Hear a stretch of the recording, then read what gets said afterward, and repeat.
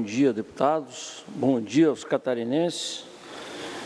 Sob a proteção de Deus, declaro aberta a presente sessão. Eu convido o nosso secretário Alba para que proceda à leitura da ata da sessão anterior. Bom dia, senhor presidente. Bom dia, colegas deputados, cidadão catarinense. Ata da 20ª sessão ordinária da terceira sessão legislativa da 19ª legislatura da Assembleia Legislativa do Estado de Santa Catarina, realizada em 24 de março de 2021. Presidência, deputados Mauro de Nadal e Nilson Berlanda. Secretaria, deputado Ricardo Alba. Às 14 horas do dia 24 do mês de março de 2021, nesta cidade de Florianópolis, capital do Estado de Santa Catarina, reuniu-se a Assembleia Legislativa em sessão ordinária.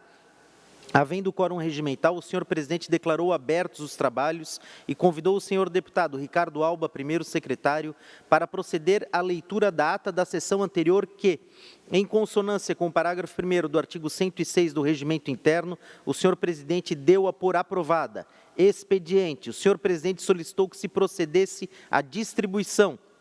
Breves comunicações. Fizeram uso da palavra os senhores deputados Sargento Lima, Padre Pedro Baldiceira, Kennedy Nunes, Neudi Sareta e a senhora deputada Luciane Carminati. Grande expediente. Neste horário destinado aos partidos políticos, fizeram uso da palavra os senhores deputados Dr. Vicente Caro Preso, Bloco PDT, PSDB e Republicanos, Luciane Carminati, PT, IGC Lopes, Ivan Nats e Ricardo Alba, Bloco PSL-PL. Momento seguinte, o senhor presidente suspendeu a sessão por 15 minutos para a manifestação do senhor secretário de Estado da Agricultura, da Pesca e do Desenvolvimento Rural, Altair Silva. Reaberta a sessão, o senhor presidente deu início à ordem do dia. Foram aprovados em turno único os projetos de conversão em lei da medida provisória 232 e 234/2021. O projeto de lei 290/2019 com emenda supressiva e, após ser discutido pelos senhores deputados Milton Obos, Sargento Lima e pela senhora deputada Paulinha, o projeto de lei 58/2021. Ex ofício por acordo de líderes e após ser discutido pelos senhores deputados Neudi Sareta, João Amin, Gessé Lopes, Bruno Souza e Sargento Lima, foi aprovado em turno único por maioria o projeto de lei 35/2021 com emenda modificativa. Ainda ex ofício e após ser discutido pelos senhores deputados José Milton Schaeffer, Silvio Drevik e João Amin, foi aprovado em turno único por maioria o projeto de decreto legislativo 0001/2021. O senhor presidente, antes de encerrar a sessão, convocou outra extraordinária para as 16 horas e 51 minutos. Para constar, eu, primeiro secretário, lavrei a presente ata. Ata da 4ª sessão ordinária da terceira sessão legislativa da 19ª legislatura da Assembleia Legislativa do Estado de Santa Catarina, realizada em 24 de março de 2021. Presidência, deputado Mauro de Nadal e secretaria, deputado Ricardo Alba. Às 16 horas e 51 minutos do dia 24 do mês de março de 2021, nesta cidade de Florianópolis, capital do Estado de Santa Catarina, reuniu-se a Assembleia Legislativa em sessão extraordinária. Ordem do dia. Foram aprovadas as redações finais exaradas aos projetos de conversão em lei de medida provisória 232 e 234/2021, projeto de lei 35 e 58/2021 e 290/2019. E ao projeto de decreto legislativo 01/2021. Foram aprovados os pedidos de informação números 185 a 187 e 189/2021.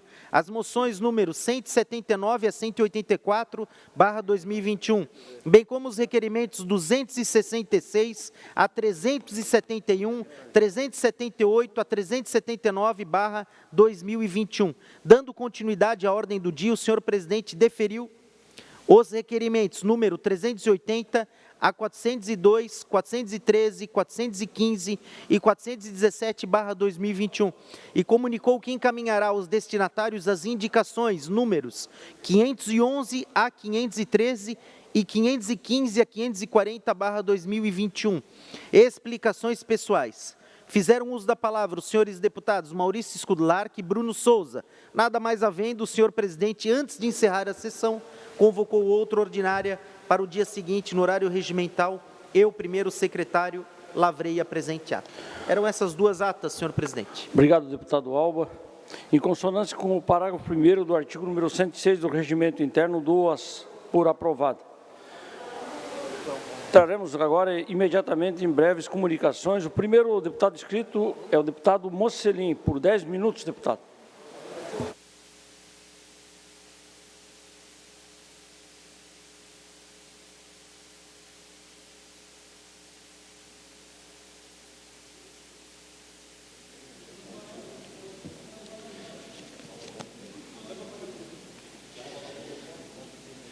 Bom dia, presidente. Bom dia, nobres colegas, ao público que nos assistem através da TVA. Hoje, quero falar sobre a vocação de proteger e salvar vidas. Essa vocação que está na essência de todo policial e bombeiro. Afinal, cada atos de heroísmo da nossa segurança pública se espalham todos os dias por todo o estado. E a temporada de verão mostrou mais uma vez a qualidade dos nossos guarda-vidas militares e civis. A alta temporada da Operação Veraneio do Governo do Estado encerrou novamente, garantindo a segurança dos nossos banhistas. A temporada que teve início lá em outubro e vai até os dias atuais, tivemos apenas 3 mortes por afogamento em área protegida pelos guarda-vidas. É óbvio, que o ideal seria que nenhuma morte fosse ceifada. Mas eu faço esse levantamento pessoalmente das mortes por afogamento no estado de Santa Catarina há mais de 30 anos, desde 1988. E nós tivemos temporadas com mais de 70 mortes por afogamento. Então vejam o quanto nós já evoluímos nessa atividade. A Operação Veraneio, ela atuou na alta temporada com mais de 1.500 guarda-vidas, distribuídos em 442 postos no litoral catarinense. Foram mais de 2.400 resgates e mais de 5 milhões de prevenções. Essas prevenções são, eu considero, um salvamento que foi feito sem necessidade de se realizar o resgate. Porque quando eu alerto um banhista que ele está em um local perigoso, eu evito que essa pessoa entre no mar e evolua para um afogamento. Então, essa prevenção, na realidade, é um salvamento que eu fiz sem necessidade de resgate. E para simbolizar o nosso reconhecimento e nossa homenagem ao excelente trabalho realizado pelos guarda-vidas, eu quero destacar 2 salvamentos efetuados recentemente em São Francisco do Sul, no litoral norte catarinense. A primeira ocorrência, ela se deu no costão da Praia Grande, onde os guarda-vidas civis Vinícius Akira e Vinícius Vieira, eu gostaria que mostrasse a foto dos dois, esses 2 meninos aí. Eles estavam de folga, bem destacados de folga, à noite, na Praia Grande, e perceberam 2 surfistas que foram arrastados pelo mar. Podia colocar o vídeo ali das condições do mar, que estava naquele dia. Eu fui dar uma corrida no final do dia na Praia Brava, em Itajaí, e me chamava a atenção as condições do mar naquele dia. Essa imagem, esse vídeo foi feito na manhã seguinte dessa noite. Me chamava a atenção porque poucas vezes eu vi o mar nessas condições. E como eu disse, o mar já estava escuro, o mar estava gigante, e esses guarda-vidas não hesitaram e se deslocaram rapidamente, mesmo com o risco de serem arremessados contra as pedras lá no costão, e conseguiram alcançar as vítimas e realizar o resgate com segurança. Então, fica aqui nosso reconhecimento aos guarda-vidas civis Vinícius Akira e Vinícius Vieira. A outra ocorrência foi no dia seguinte, ainda com as condições do mar muito agitado, onde os guarda-vidas civis Tiago Elias, Fernando Batista e Yuri Daberkov realizaram um resgate histórico de um casal de banhistas lá na praia, na prainha, como eu falei. Quem nunca ouviu falar na prainha, É uma praia que fica localizada em São Francisco do Sul, em volta por costões, voltado para o sudeste. Eu conheço todo esse litoral há mais de 30 anos. Trabalhei em todo o litoral. E a prainha é uma das praias mais perigosas que nós temos no nosso litoral, porque ela tem costões em volta aos lados dela e ela fica voltada meio para o sudeste. Então, as ondas que se formam de sul e sudeste, elas entram de frente. E toda a água que chega na praia, ela retorna. Como ela não tem para onde sair pelos lados, ela volta de forma perpendicular, normalmente próximo ao costão. Então, tudo começou quando o casal foi arrastado pela correnteza próximo ao costão esquerdo. Começava, então, ali uma operação complexa de salvamento, já que as ondas tinham mais de 2 metros de altura e o mar estava muito agitado. Eu queria que colocasse aquele vídeo para ter uma noção, não é o mesmo dia, mas as condições do mar estavam semelhantes a esse dia ali. Olha, dá uma olhada só como fica esse costão esquerdo da prainha. Foi mais ou menos nessas condições que os guarda-vidas entraram para tirar o casal de banhistas que havia sido arrastado para aquele local. Essa é o costão esquerdo da prainha. São Francisco do Sul. Então, os 3 entraram no mar e conseguiram agarrar as vítimas. Como o mar estava muito revolto e a correnteza muito forte, eles não estavam conseguindo trazer as vítimas de volta para a praia, sendo arrastadas então para o alto mar, sendo atingido por séries de ondas violentas. Eu conversei com um guarda-vidas desses que fizeram o resgate na sexta-feira passada, e ele me dizia que pela primeira vez, ele tinha várias temporadas, pela primeira vez ele sentiu a vida de alguém realmente em suas mãos, porque ele sabia que se ele se desgarrasse da vítima, com certeza ela entraria em óbito. Então, veja o desespero do pessoal ali, agarrado naquela vítima, naquelas condições do mar. Após várias tentativas, conseguiram se afastar das ondas para o alto mar, então eles se afastaram para fora da arrebentação, porque não conseguiam retornar. E tentaram dar a volta no costão, que fica entre a prainha e a Praia da Enseada, que a Praia da Enseada é uma praia mais calma, distante mais ou menos 1.000 metros do local. No meio do caminho, após quase 1 hora de resgate, receberam ajuda do helicóptero Águia da PM. Eu gostaria que mostrasse aí, esse vídeo daí é real, que foi feito pelo helicóptero da PM, fazendo o resgate dessas duas, de uma das vítimas. Então, o Águia da PM conseguiu resgatar uma vítima, e a outra vítima, ela foi resgatada pelo soldado Lindenbancher e guarda-vidas civis Luca Maldonado, com o auxílio de uma moto aquática. Então, aí nós estamos vendo o resgate que foi realizado pelo Águia da PM. Se quiser botar o videozinho. O som.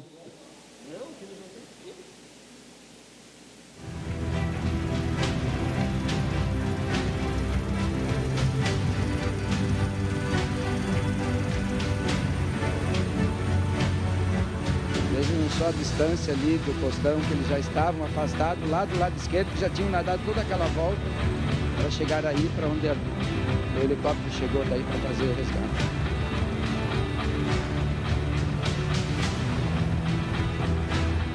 Convém destacar que esse tipo de ocorrência, eu só estou dando destaque de 2, mas é muito frequente isso, quase que toda semana nós temos resgates dessa natureza. Eu mesmo já peguei muitas vítimas e saí de rolo na onda, agarrado nela para não perder, então realmente é uma situação bastante complexa.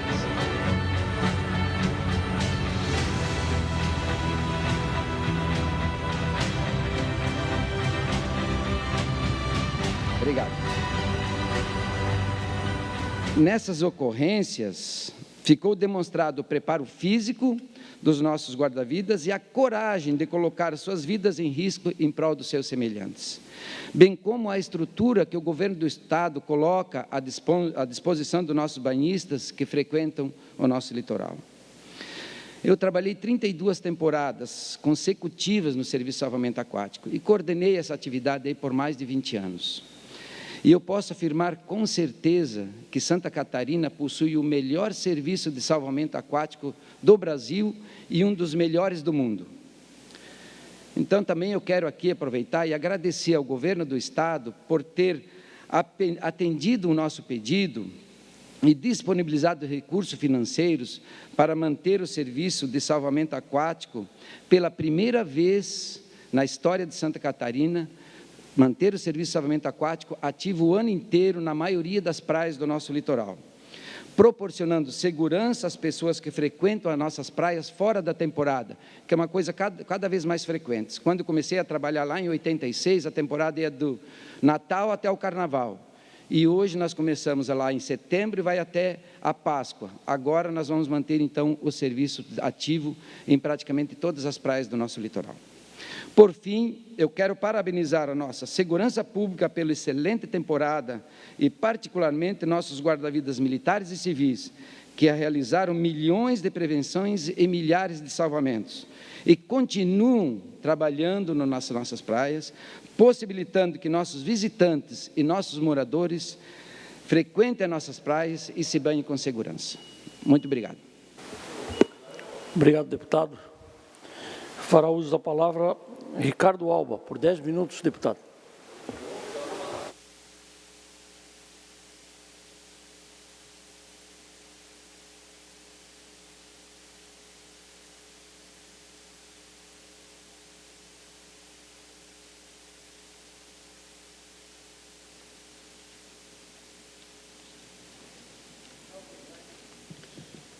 Bom dia, senhor presidente, Nilson Berlanda, colegas deputados, a cada um dos cidadãos catarinenses da nossa bela e santa Catarina.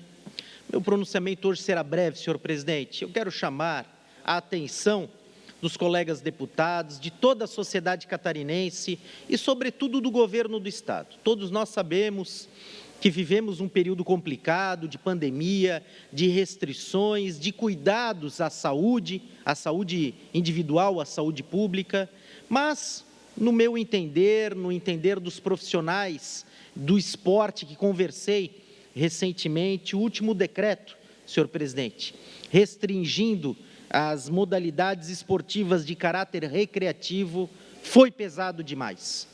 E a gente quer chamar a atenção do governo para que reanalise, porque a prática esportiva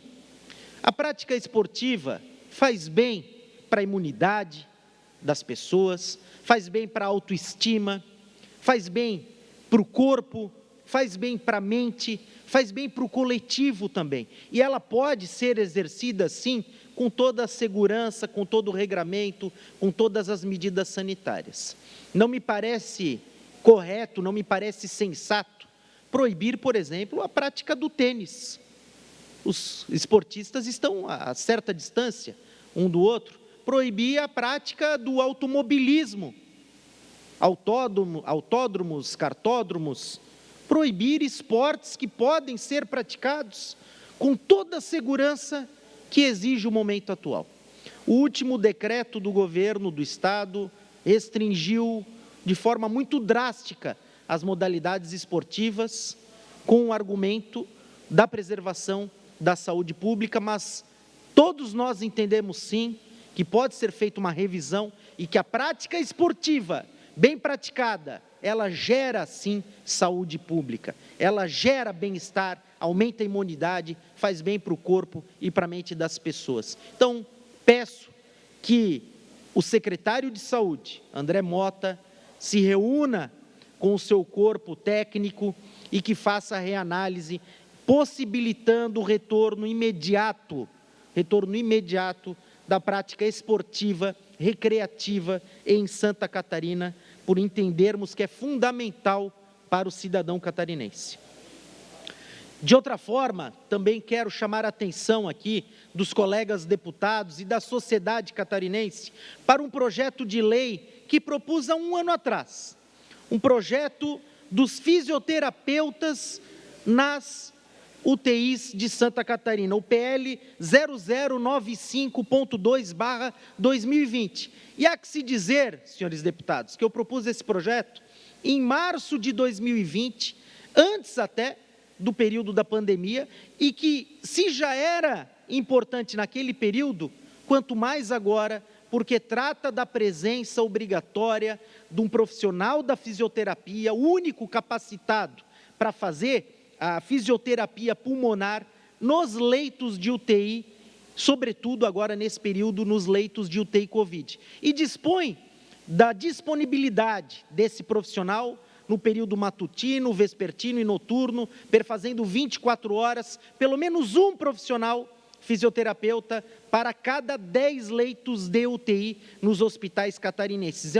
É um projeto de lei, repito, que há um ano atrás já tinha sua importância destacada e que se torna, no atual cenário de saúde pública, muito importante, haja vista a necessidade de reabilitação cada vez mais rápida e urgente e eficaz que se faz no tratamento da Covid-19, sobretudo aqueles que estão no leito de UTI, e da necessidade que o Estado tem de fazer a rotatividade desses leitos, justamente reabilitando as pessoas com essa doença. Então, peço aos senhores deputados, a matéria vai ser submetida à análise da CCJ na próxima terça-feira, que analisem, já concedo a parte, que analisem de forma criteriosa esse projeto de lei. Ele vai ao encontro da saúde pública, ele vai ao encontro da necessidade dos hospitais e, sobretudo, vai ao encontro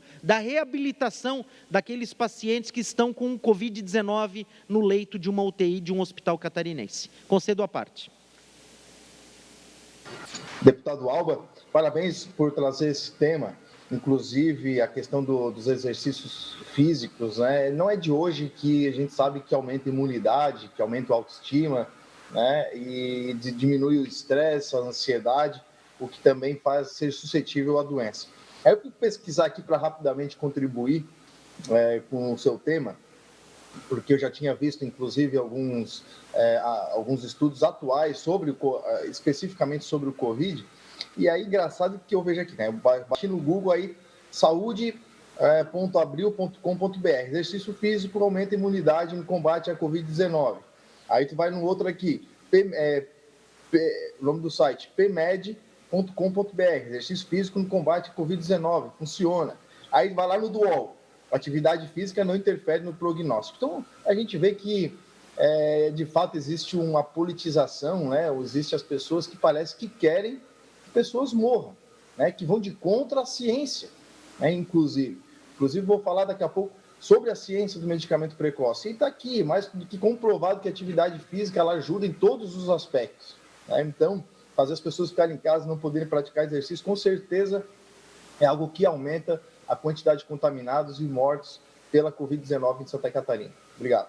Obrigado, deputado Gessé, pela contribuição. E a gente pede justamente, deputado, se soma a esse pedido, que o governo do Estado faça uma reanálise desse decreto, possibilitando as modalidades esportivas em caráter recreativo, melhoram a autoestima, melhoram a imunidade, fazem bem para o corpo, fazem bem para a mente dos catarinenses e podem sim ser exercidas com todo o regramento sanitário necessário, respeitando as normas de saúde pública. E para finalizar, concedo a parte. Não, pode finalizar, deputado. Ao final, ele pode conceder uma palavra para mim. Pode falar, deputado. Pode falar, deputado Sargento Lima. Não, parabenizar o senhor por trazer esse assunto à tribuna, deputado Alba, tá? Parabéns por isso. Nós temos um problema muito grave também, que é o futebol profissional aqui em Santa Catarina, pela divergência de decretos dos municípios, né? Os times de futebol profissional estão sendo extremamente prejudicados porque um município flexibiliza um pouco mais e outro um pouco menos, né? Nós tivemos a situação do JEC aqui, que teve de julgar fora, gasta, exame para todos os atletas, né? Exame feito para toda a equipe técnica que tem que deslocar, gasto com hotel para ter que julgar em outra cidade. Então, nós corremos o risco aí também de comprometer seriamente o futebol catarinense.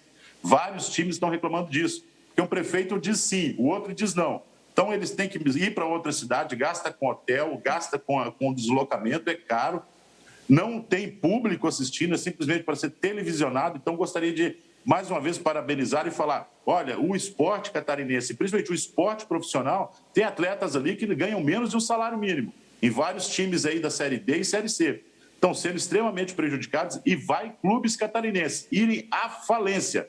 Já estão praticamente à beira da falência. Então, que se tivesse um acordo também, né, falar para os prefeitos aí flexibilizarem pelo menos nesse quesito, porque não compromete em absolutamente nada. O jogo é televisionado, não tem público, os atletas e toda a equipe técnica saem da sua cidade de origem já com um atestado na mão, negativado para o Covid-19. Muito obrigado, deputado Aldo, desculpe ter interrompido.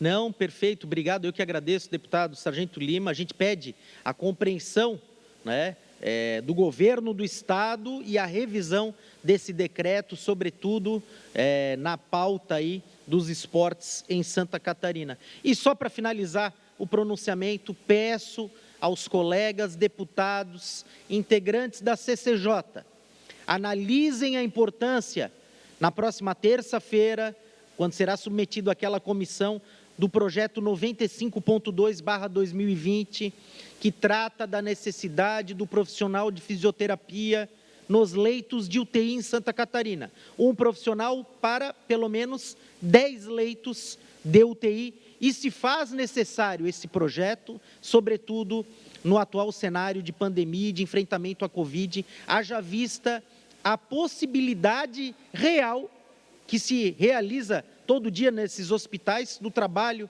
de reabilitação muito mais célere, muito mais eficaz com a fisioterapia pulmonar. Obrigado pela atenção, colegas deputados. Obrigado, deputado Alba. Próximo inscrito, o deputado Gessé Lopes, por 10 minutos. Deputado Gessé. Obrigado, presidente. Obrigado, colegas. Não é de hoje que eu venho defendendo o medicamento para tratamento precoce. Não medicamento A, B ou C, mas medicamento. Porque o tratamento precoce, como em qualquer doença, ela é essencial. Como, por exemplo, um câncer. Né? Um câncer que vai em fase terminal ou que está numa fase avançada, que te dá dor de cabeça, que te dá febre, você vai tomar dipirona por causa da febre do câncer ou tu vai tratar o câncer? Né? A Covid-19 é a mesma coisa, você tem que tratar a doença. E nós temos que usar todas as armas que a gente tem. Mas hoje, quem vai falar sobre isso não é o Gessé, não é o médico Gessé, como disse ontem o deputado aqui para o deputado Kennedy. Quem vai falar hoje é um médico infectologista, doutor Francisco. Pode passar o vídeo, por favor. Em primeiro lugar, é interessante, né? Cadê os hospitais de campanha? Né? Eles foram desmontados no meio da guerra. É como se você armasse uma base militar para disputar uma guerra e no meio da guerra você desmonta a base. E aí? Dentre várias outras medidas equivocadas que foram tomadas pelos gestores ao longo de um ano que eles tiveram para se preparar e não se prepararam. Lembrando que lá em março do ano passado, quando vieram com quarentena, lockdown, era para dar tempo para achatar a curva e preparar o Brasil para a crise, né?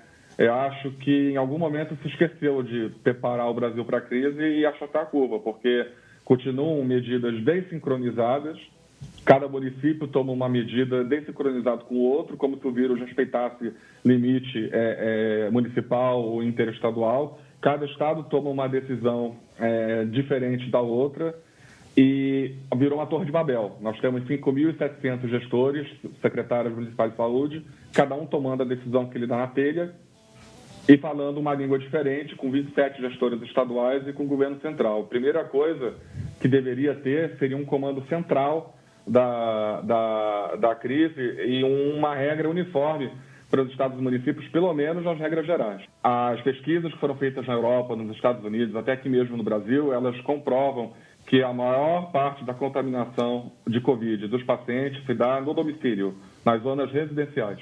Covid é basicamente uma doença residencial. Pelo contrário, a taxa de ataque secundário, ou seja, a quantidade a possibilidade desse vírus lhe contaminar a partir do momento que eu entro em contato com uma pessoa doente, ela é muito maior dentro de casa, chega na faixa de 16% a 30%, dependendo do estudo, do que no comércio, na área comercial da cidade, onde ela gira em torno de 0,5%. E pior, com a política de mandar o doente para casa com o vírus, sem um remédio para tentar combater a viremia, que é isso que o tratamento precoce se propõe. É uma série de remédios que a gente pegou lá na nossa biblioteca farmacológica, que existem, que a gente pode tentar usar quando surge uma doença nova, e vários estudos mostraram que esses remédios conseguem diminuir a quantidade de vírus que se replica dentro do nosso corpo. Esses remédios, eles tentam bloquear a entrada do vírus na célula, eles não atuam sobre o vírus. Eles tentam impedir o vírus de entrar na célula humana e, com isso, o vírus não consegue se replicar e ele morre. E esse tratamento precoce, ele tem centenas de estudos que a gente até condensou numa nota técnica que eu fiz tanto para o Ministério da Saúde em maio e agosto, quanto para o Ministério Público Federal em Goiás. Está tudo condensado lá, todas as evidências estão condensadas lá, que comprovam que você tem uma possibilidade real, não é 100%, não é uma bala de prata, não é promessa de cura, não é curandeirismo, de você diminuir a quantidade de pessoas que vão evoluir com a forma grave da doença. Com isso, você diminui a hospitalização e diminui a mortalidade. Não fazer lockdown, e sim fazer um controle, um distanciamento social rígido, manter a economia e o comércio funcionando, ampliando o horário de funcionamento, por exemplo, de bar e restaurante e shopping, ampliando o horário de funcionamento de transporte urbano. O que adianta eu fazer toque de recolher em São Paulo das 8 da noite às 5 da manhã, se o ponto de ônibus da Vila Nova Cachoeirinha está apinhado de gente às 6 da manhã? Essa medida é ineficaz, a gente está fingindo que está fazendo alguma coisa. Ou então está protegendo uma casta mais abastada da população e a casta pobre está se ferrando. Não é assim que se trata a pandemia. E, principalmente, oferecer o tratamento precoce com um devido esclarecimento ao cidadão, para quem quiser tomar e quiser tentar essa oportunidade de tentar se livrar mais rapidamente da infecção como política de Estado. É isso que está faltando, combater a situação que o cidadão está doente. Hoje em dia, eles estão mandando para casa e chega ao cúmulo de você oferecer oxímetro, que é aquele aparelho que você bota no dedo para medir a saturação de oxigênio no sangue, e fala para o doente, se baixar a menos de 91%, 90%, você corre para o hospital. Olha, se eu preciso monitorar o oxigênio de um paciente, eu não posso dar alta para esse paciente.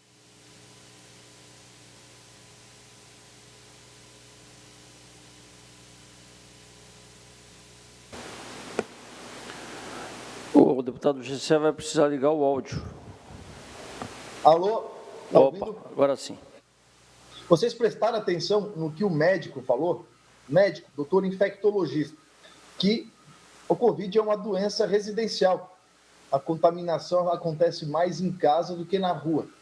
Então, o lockdown está mandando as pessoas irem embora se contaminarem. Não é o Gessé que está falando, é o doutor infectologista. Ele falou que os medicamentos de tratamento precoce não atuam no vírus. Por isso não existe, pessoas falam que não existe cientificidade da sua eficiência no combate ao vírus, porque de fato ele não atua no vírus. Como bem disse o médico, ele atua na célula do corpo, fazendo com que o vírus não entre nele, ou diminuindo muito. Então, fazendo com que a pessoa se recupere, o vírus morre porque não consegue se proliferar, a pessoa consegue se recuperar mais rápido. Né? Então, está aí uma medida que um dia, eu tenho certeza, um dia nós vamos olhar para trás e nós vamos ver quantas pessoas poderiam ter sido salvas com um medicamento que politizaram. E está aí as medidas que ele, inclusive, já determinou que devem ser adotadas pelos estados e municípios.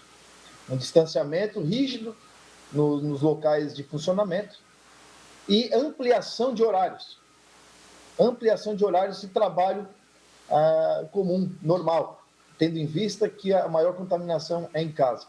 Então está aí, não é médicos que tem que falar das questões de pandemia, de questões de medicamentos, está aí, um infectologista falando a verdade. Deputado Lima, à parte. Deputado Gessé, mais uma vez, parabéns, né? A gente está tendo nessa discussão desde abril, março do ano passado, batendo na tecla da saturação viral, que é colocar pessoas confinadas no mesmo ambiente, né? Às vezes a gente se atrapalha até no falar, porque tentar explicar o óbvio é muito difícil, né? Ninguém sustenta uma argumentação daquilo que é óbvio. E aquilo que é óbvio é o seguinte, a saturação viral, ela é prejudicial. O que é isso? É você confinar pessoas contaminadas no mesmo ambiente. E eu não sei, como bem disse o doutor, eu não sei se é por má intenção ou por sacanagem ou porque realmente tem um débito com essas empresas de transporte, né? A gente tem que levantar isso aí, até a questão de nunca haver licitações em relação ao transporte público no estado de Santa Catarina. A gente vive nessa situação das pessoas apinhadas dentro de ônibus.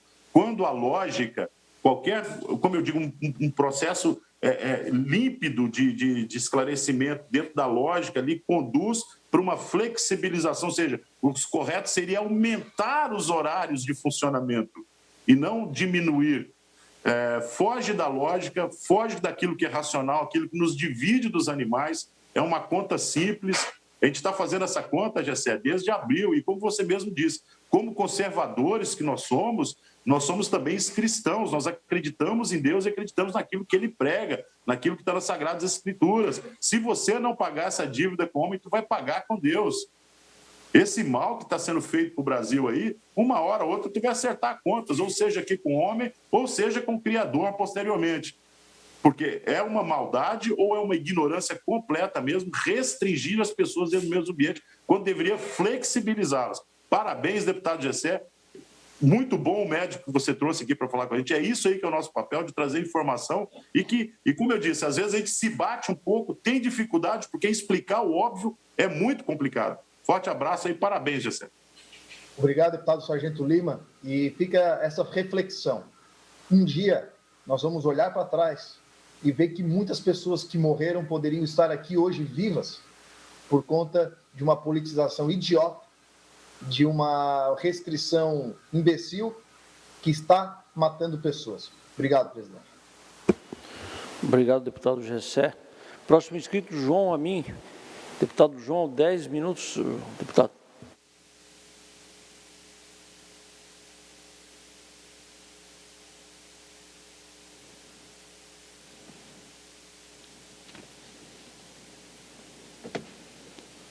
Deputado Nilson Berlanda, que preside essa sessão, senhoras e senhores deputados, eu queria realmente, acabei não pedindo uma parte para o deputado Alba, quando ele abordou as atividades físicas, e realmente nós fomos aí surpreendidos, vamos citar aí o mês de março todo, com fechamentos de finais de semana, não podendo fazer praticamente nada.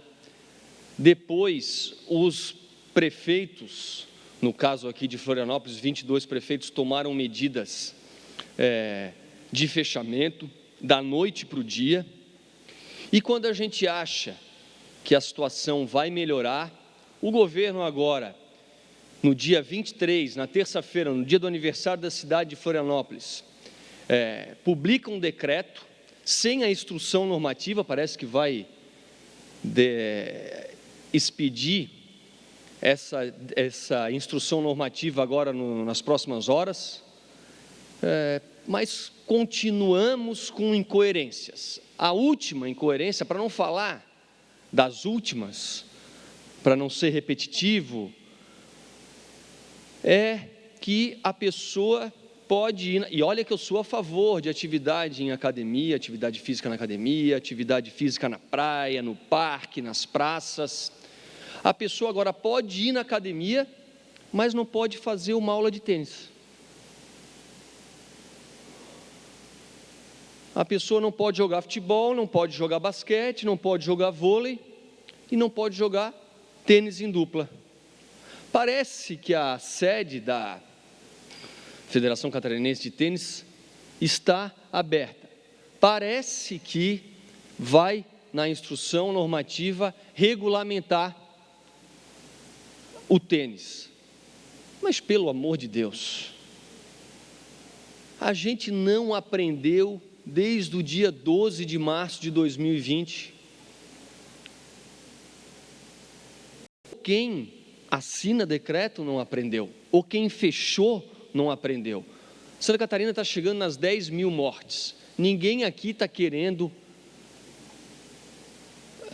que o caos, que o colapso aumente. São quase 400 pessoas por necessidade de UTI.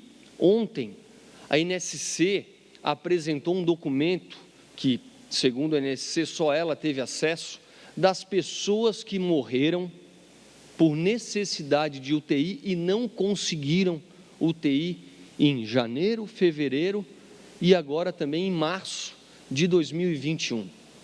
São números alarmantes, são números que nos preocupam.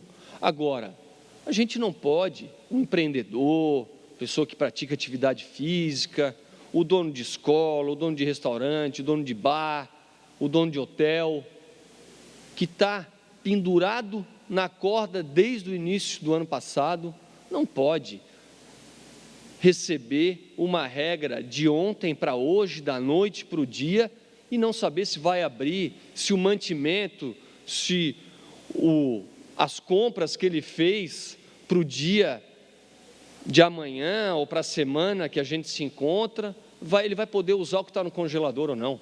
Mas eu queria, hoje, tentar abordar uma situação positiva que a gente teve acesso ontem. Começa com aquele videozinho do Twitter, por favor, do secretário especial do Ministério da Economia, o Afif Domingos. Minha gente, notícia importante.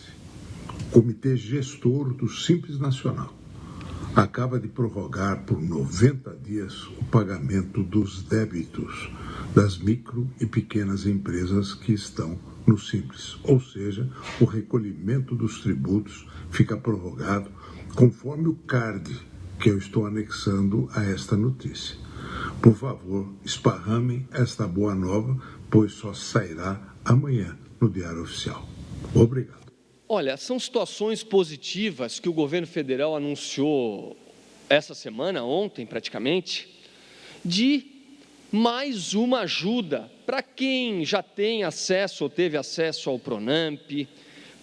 Em Santa Catarina, no caso, o Pronamp registrou em Santa Catarina 40.225 operações com mais de 2 bilhões de financiamento. Porém, ainda há a reclamação por dificuldades, pelo acesso ao crédito e as dificuldades de acesso ao crédito. Há alguns slides aí explicativos que eu faço questão de mostrar, que é o chamamento dessa notícia que o Afif Domingos anuncia, a prorrogação dos vencimentos para abril, maio e junho, pode passar, que o governo adia os impostos no Simples e acena com novas medidas de socorro para o empreendedor. No Instagram do presidente ontem, o presidente anuncia o adiamento do pagamento do Simples Nacional por 3 meses, que poderão... Pode voltar? Que pode ser prorrogado nos 6 meses posteriores, de agosto de 2021 a janeiro de 2022. Isso vai beneficiar diretamente as micro e pequenas empresas. E aí, daqui a pouco a gente vai ter essa notícia. Eu faço questão de compartilhar essa notícia positiva. E aí vamos aqui para Santa Catarina, né? Santa Catarina, ontem nós tivemos na Comissão de Economia, aqui da Assembleia, presidida pelo deputado Jair Mioto, a presença do Bruno Breithaupt, presidente da Frecomércio, do Mário César Aguiar e toda a diretoria da Fiesc, debatendo os desafios, as dificuldades, todo esse momento econômico que Santa Catarina vive, né? Tem um dado que me chama a atenção, eu fui obrigado a abordar ontem nessa reunião, a agroindústria de Santa Catarina, isso são informações de números de março de 2020 até novembro, o número deve estar muito maior, eu que não tive acesso. Os estados do Rio Grande do Sul, Santa Catarina e Paraná, só na agroindústria, só na nossa Sadia, Perdigão, Aurora e suas nossas cooperativas, substituíram 16 mil funcionários, 5 mil em Santa Catarina, 5 mil no Paraná e 6 mil no Rio Grande do Sul, substituíram funcionários, retirando-os das empresas e colocando um novo funcionário sem demiti-los. Olha a pujança, a força que esse setor realmente faz, não é à toa que faz Santa Catarina entrar por último nas crises e sair primeiro. O que nós vemos aqui, vamos falar agora em acesso ao crédito, dificuldade de acesso ao crédito, burocracia de acesso ao crédito. Dos 3 mil pedidos de créditos feitos ao Badesc nos últimos anos, 3 mil, apenas 680 foram atendidos. 215 milhões liberados, para a empresa catarinense pelo Badesc. É muito pouco. É muito pouco. 680 de 3 mil é muito pouco. Tem que diminuir a burocracia, o analista tem que analisar mais rápido. Não pode ter essa exigência toda de crédito do cara que já vendeu o carro, o cara já deu todo quanto é tipo de férias antecipadas para o funcionário, não tem mais de onde tirar, e o pior, não sabe se vai abrir amanhã. Eu não sei onde é que ele vai acessar as informações para saber se tem um decreto que saiu agora há pouco, ou se ele está naquela agonia se vai ter um decreto daqui a pouco. Não pode. Não pode. As empresas, os micro e pequenos empresários de Santa Catarina, eles estão enfrentando problemas gigantescos para acessar esses créditos. Só o setor de bares e restaurantes no estado já perdeu 45 mil postos de trabalho na pandemia. 40% das empresas que trabalham com alimentação fora de casa fecharam as portas. E aí, o secretário da Fazenda dá aquela entrevista na semana passada, ou no final de semana, comparando Santa Catarina com Singapura. É um deboche, é uma sacanagem. A pessoa vive numa bolha. Ele não vai ali no supermercado, o supermercado, que bom que está bombando, mas já com o intervalo de auxílio emergencial, já também diminuiu. 2 minutos, deputado, para finalizar. Obrigado, deputado Berlanda. Até o supermercado já diminuiu. Imagina o dono de academia, o dono de escola, o dono de restaurante, aquele restaurante que abre só à noite, porque, segundo os critérios estabelecidos aí nas últimas semanas, o vírus, ele é um vampiro, ele só vem à noite, só vem de madrugada. Quem sabe a gente não mata o vírus com alho.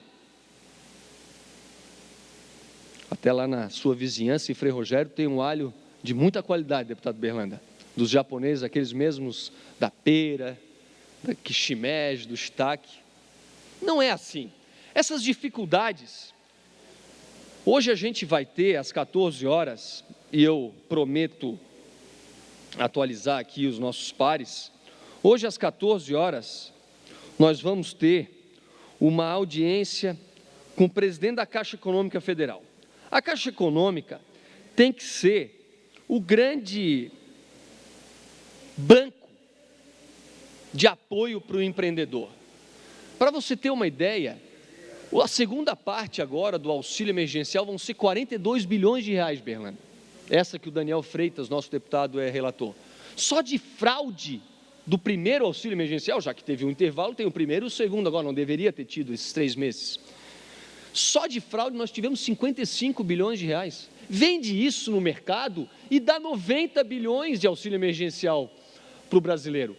Então, esses desafios, a gente vai ter às 2 horas essa reunião com a Caixa Econômica, que tem que ser o grande fiador, o grande banco, não pode exigir a garantia. Mohamed Yunus, o banqueiro dos pobres, que é case, ganhou prêmio Nobel, dá crédito para o empreendedor sem exigência de grandes garantias.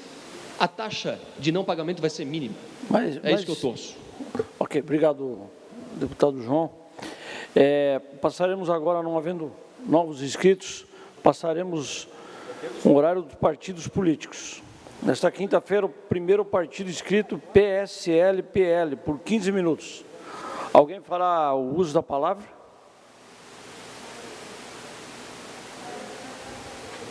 Se ninguém for fazer uso da palavra, o deputado Sargento Lima. Sargento Lima, por gentileza. Não, só para complementar aqui, né? Eu estava ouvindo a fala do deputado João Amin, né? E mesmo ele sendo um orador tão experiente, vê como existe uma dificuldade de se explicar o óbvio, de ser aquilo que é claro para todos, para que todos tenham entendimento. Mas eu falei tão mal assim, Lima, que tu tivesse tanta dificuldade assim? Não, mesmo sendo orador, isso ia explicar que um vírus não atravessa um limite entre um município e outro. A gente tem que arranjar uma justificativa dessa. A gente tem que explicar que um vírus não trabalha após as 8 horas da noite, ou ele trabalha somente a partir das 10.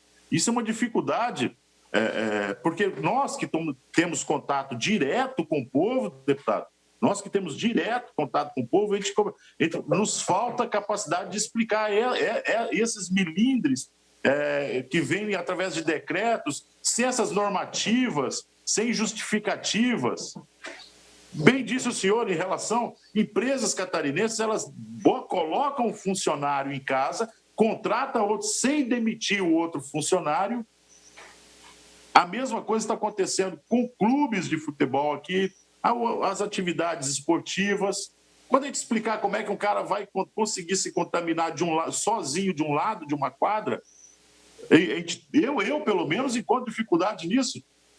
Porque as pessoas vão lá, leem o decreto e nos questionam. Chegam na nossa caixa de entrada, na nossa caixa de e-mail, chega no nosso WhatsApp, chega no nosso Instagram, no Facebook, eles estão perguntando em relação a isso. E por pura falta de padronização de trabalho. A gente tem uma absoluta certeza em relação a esse vírus, é que ele não respeita fronteiras. Ele não respeita fronteiras. Então, um município ele não pode adotar uma regra diferente da outra, um Estado ele não pode adotar uma regra diferente da outra, ou nós teremos a nossa dificuldade de combatê-lo e de combater principalmente a disseminação vai ser enorme. Nós vamos passar o resto da nossa vida enxugando gelo, se um município adotar uma prática e outro não. E explicar para o comerciante como é que o município vizinho, explicar para o atleta por que ele não pode jogar aqui, mas pode jogar no município vizinho, também é difícil. Como eu disse, mesmo um bom orador, um orador eficiente, um orador que consegue tirar aquilo que está no campo das ideias e verbalizar aquilo, encontra dificuldade em justificar esses decretos. Por Deputado que Lima, pode em Joinville, o senhor me não permite pode uma parte? Com a mais absoluta certeza. Deputado Lima, o livro A Grande Degeneração, do Niall Ferguson, ele cita que a Primavera Árabe, as revoluções na Tunísia, no Egito, começaram com um caso muito curioso. Um comerciante de frutas, Tarek Muhammad Bouazizi, de 26 anos, ele teve pela polícia apreendido as frutas dele e no material que ele tinha uma balança que ele não tinha pago ainda. Uma balancinha para ele vender as gramas, os quilos das frutas que ele vendia. Ele ficou um dia na frente do gabinete do governador, sozinho reclamando. Ninguém deu bola para ele. Sabe o que ele fez? Ele ateou fogo nele mesmo e se matou. Assim que começou a Primavera Árabe. Esse exemplo hoje para os empreendedores, não só de Santa Catarina, do Brasil inteiro, que estão sendo proibidos de trabalhar, demonstram bastante o desafio dos nossos empreendedores que precisam de dinheiro, que precisam trabalhar, que precisam trazer e levar comida para a sua mesa e estão sujeitos a decretos excepcionais. Obrigado, deputado Lima. Nem me atrevo a continuar meu discurso aqui. Parabéns, deputado Jobim. Ok. Obrigado, deputados. Próximo bloco, PDT. Senhor presidente. Pois não, deputado Maurício? Como ainda tem, acho que uns minutos do partido, não foi usado tudo, eu gostaria de usar a palavra. Pois não, pode fazer o uso da palavra, deputado. Obrigado, senhor presidente. No final de semana, inclusive, Vossa Excelência, deputado Berlando, também gestionou muito, junto ao COI, junto ao governo do Estado, a questão do horário que tinha sido levado o início da abertura do comércio para as 10 horas da manhã. E eu recebi, no sábado de manhã, uma ligação do Francisco Crestani, presidente da CATS, Associação Catarinense de Supermercados, sobre essa questão. Também do Javier Centenaro, vice-presidente para o Extremo Oeste, e entrei em contato com o secretário Heron e ele com o COES, com o governador, com a Secretaria da Saúde, e felizmente saiu agora esse decreto, melhorando. Eu acho que o horário de início das atividades poderia ficar liberado ali para 4, 5, 6 da manhã, sei lá, mas pelo menos às 7 da manhã deveria ficar, porque a realidade lá do nosso interior não é a realidade aqui da capital. Balneário Camboriú, o comércio, na sua maioria, abre próximo às 10 horas, porque ali é o turista que ele fica no hotel até mais tarde, vai tomar o café, caminha na praia, ele acaba, inclusive, indo no comércio depois do meio-dia. Só que lá no nosso interior, o produtor de leite, deputado Fabiano, ele levanta 4, 5 horas da manhã para fazer a ordenha, para fazer as atividades da agricultura. Quando é 7 horas, ele já está na cidade para ir na cooperativa, na agropecuária, pegar o que ele precisa, fazer as suas compras.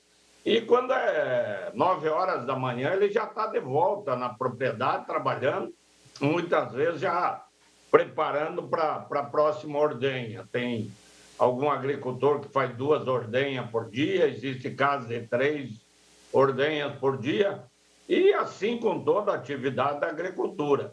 Então, inadmissível o decreto da forma como estava, ruim para o comércio e ruim para quem utiliza do comércio. Felizmente, o governo ouviu, o COES se reuniu, mudou essa portaria e o horário acabou voltando para as 8 horas da manhã. Como eu disse, eu entendo que o horário de abertura poderia ficar até 6 da manhã, porque tem pessoas que estão se deslocando e seria melhor para todas as atividades, para o café, para a pessoa que está necessitando já estar pronto para o trabalho nesse horário.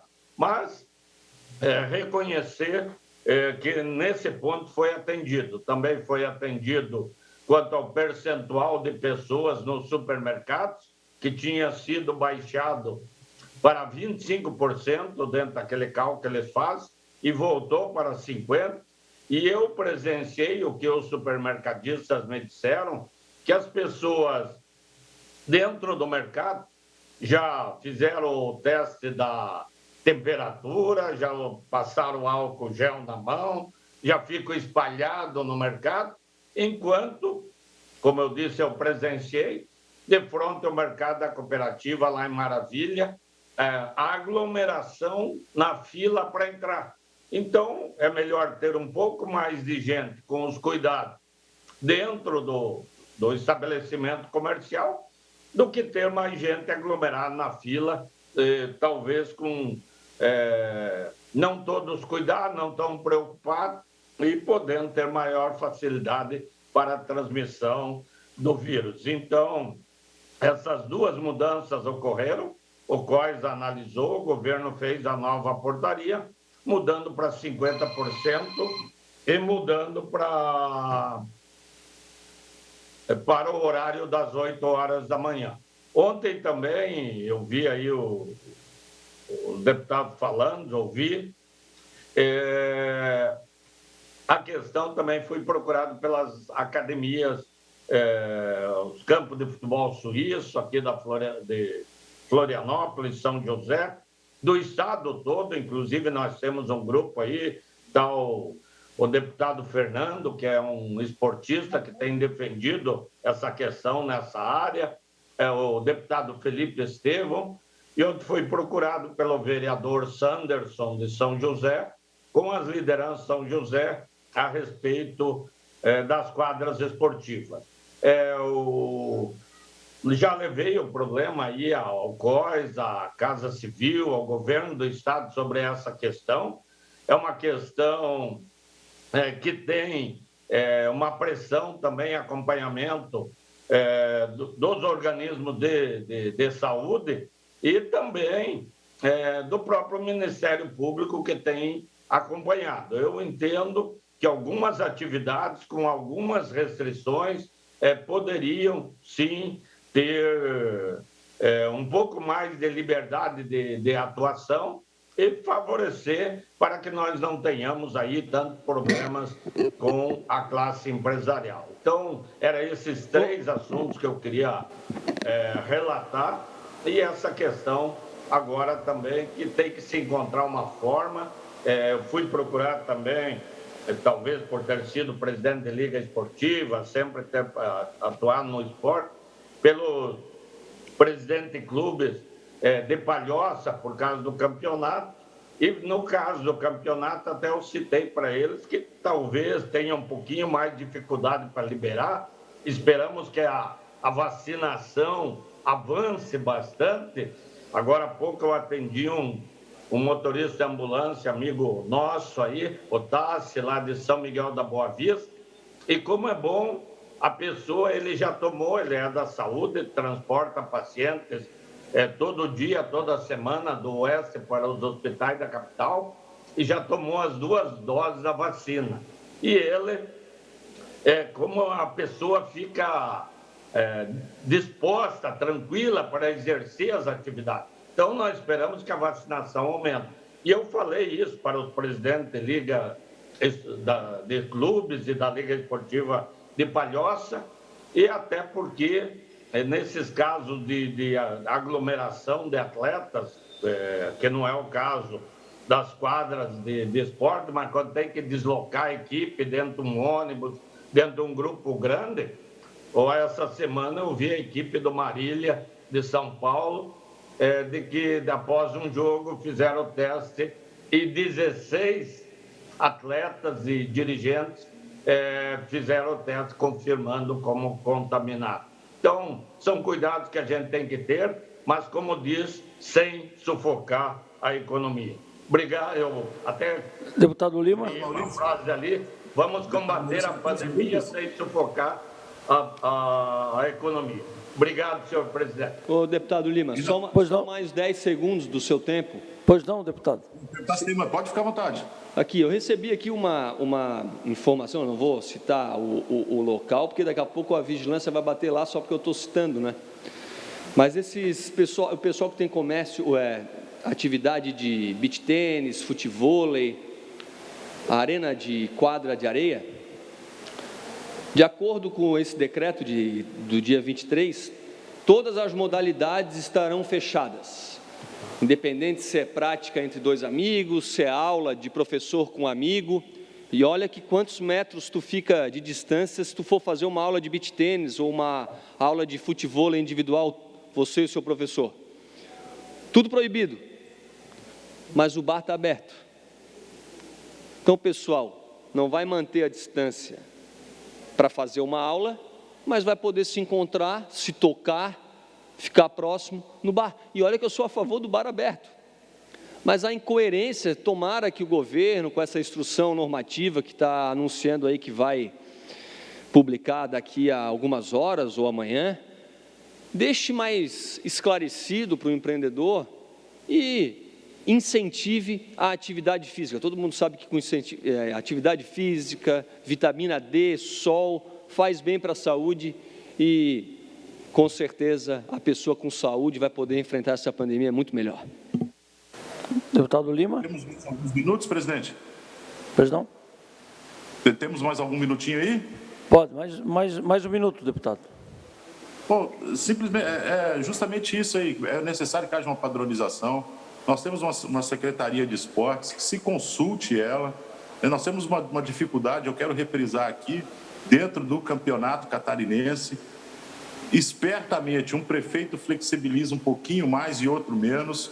Uma equipe esportiva vai lá, não pode realizar o jogo dela na cidade dela, ali onde ela poderia estar evitando gasto desnecessário. O prefeito da cidade vizinha dá uma flexibilizada um pouquinho maior ali, aí vai lá realizar o jogo em outra cidade, aí ele vai lá, gasta 15, 16 mil reais em hotelaria no município dele, espertamente, né?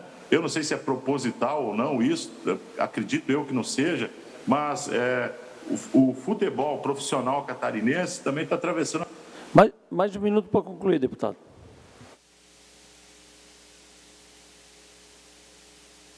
Por favor, ligar o áudio, deputado Lima. Que exista uma padronização disso entre os municípios, que tenham um diálogo também com a Federação Catarinense de Futebol, para que a gente consiga fazer com que um clube jogue na sua própria cidade. Porque esse gasto de colocar jogadores, trabalhar com hotel, tudo isso, espertamente, o outro prefeito vai flexibilizar um pouquinho mais e ele vai ter esse lucro lá na cidade dele. Às vezes, para poder alojar toda uma equipe que vai se deslocar, é 14, 15 mil reais de prejuízo. Então, que também seja escutada a Federação Catarinense de Futebol, através da Secretaria de Esporte, procure-os, sabe, para que haja uma padronização no Estado. A gente não está querendo nada mais do que isso, uma padronização dentro do Estado de Santa Catarina. Muito obrigado. Pois não, obrigado, deputados. Próximo horário, bloco PDT, PSB e Republicanos. Por 7 minutos e 30 segundos, a deputada Paulinha. Por gentileza, deputada.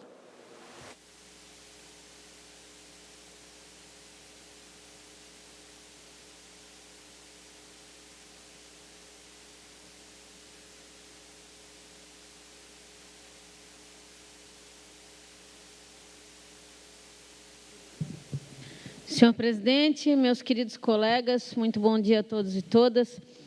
Eu quero trazer aqui alguns temas que entendo ser bastante relevantes para o parlamento catarinense.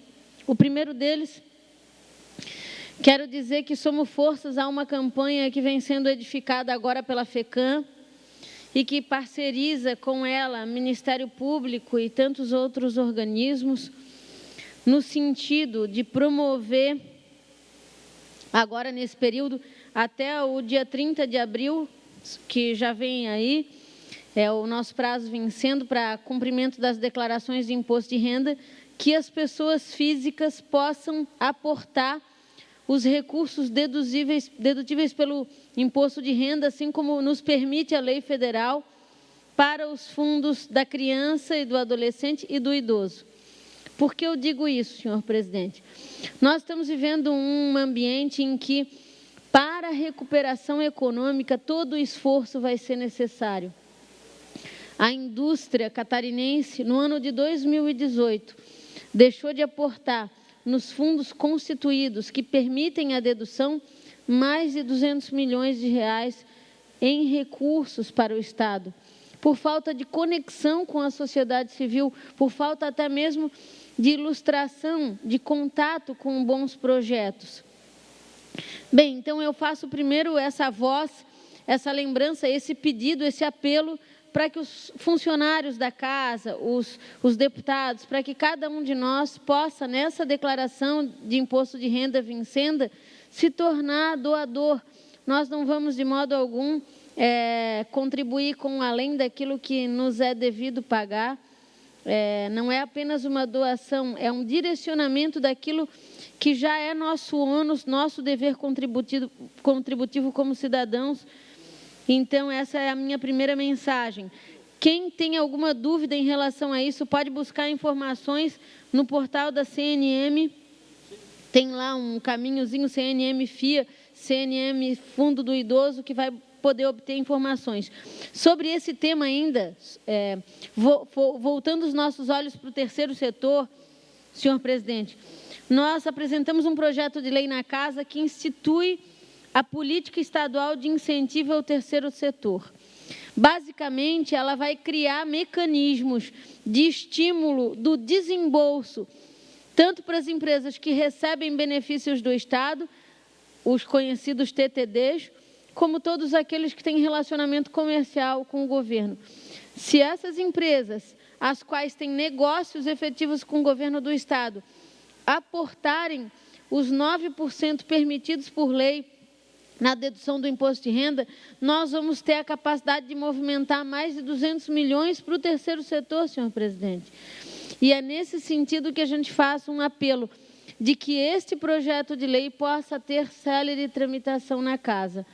Eu vou passar a falar mais desse tema individualmente com os colegas, a gente vai mandar um pequeno expediente para cada um, informando dessa matéria e pedindo apoio para que a gente possa, a partir daqui, auxiliar as nossas APAES, as AMAs, os institutos de combate ao câncer e tantas outras atividades, inclusive as instituições que promovem atividades esportivas, culturais, enfim, que podem ser alavancadas com um apoio do governo do Estado e da própria Alesc. Eu quero também brevemente informar que eu tive recentemente uma audiência com a presidente da Casan, Roberta, pontualmente sobre a questão da Lagoa.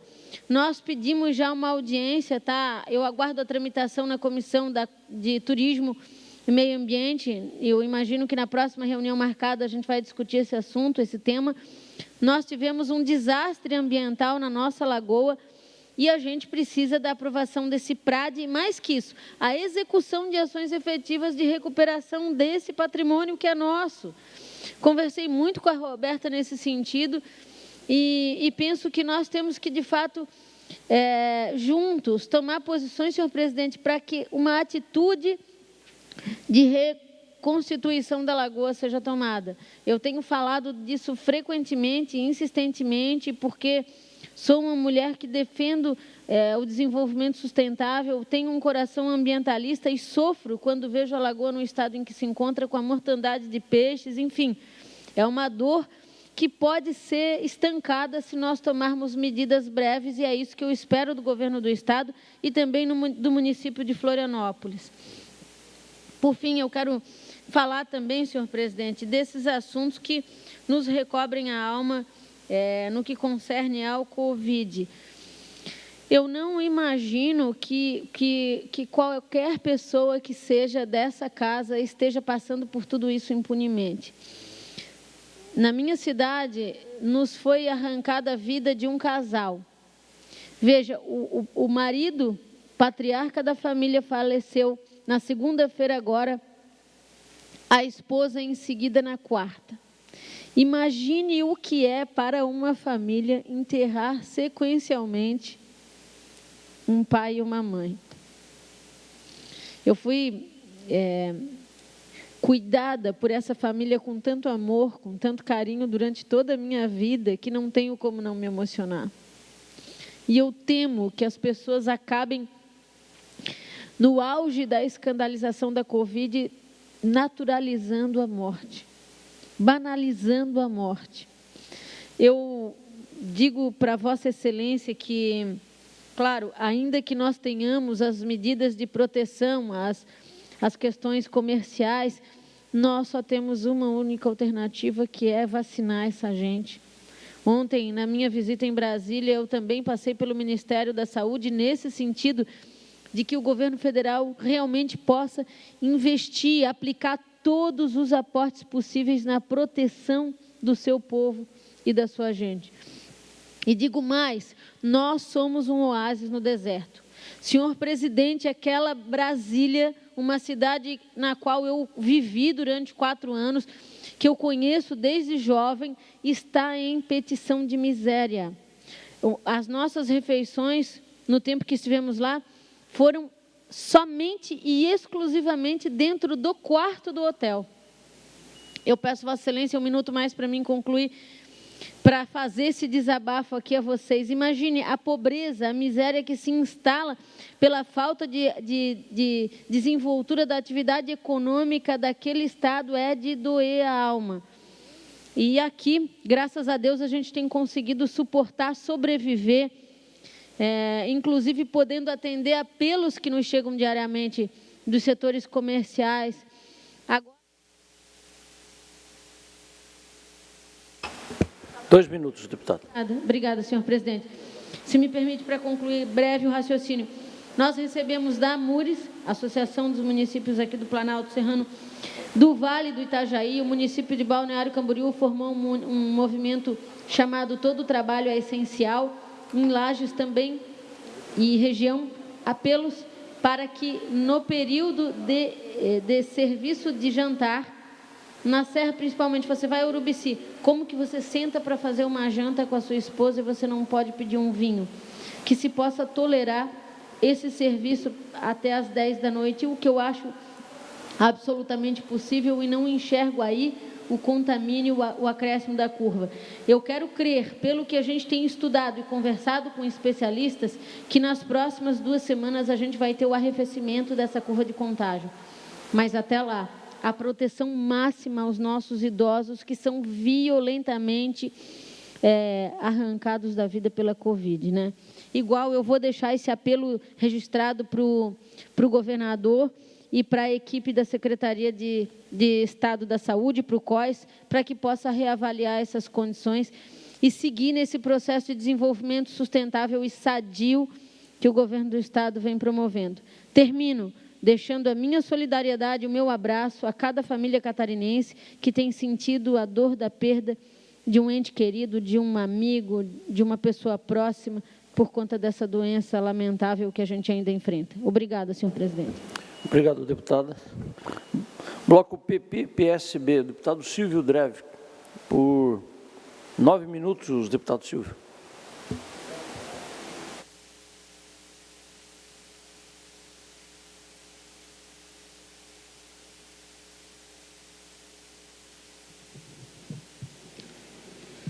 Senhor presidente, deputado Nilson Berlanda, que preside esta sessão, deputada Paulinha, que nos acompanha, acabou de se pronunciar, senhores deputados, senhoras deputadas.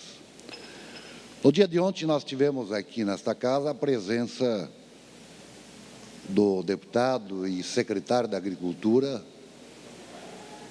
e Pesca e Desenvolvimento Rural, Altair Silva, que fez aqui, presidente, uma explanação de várias políticas públicas e de programas em prol do nosso agricultor catarinense, em prol do agronegócio catarinense, principalmente da agricultura ou do agricultor familiar.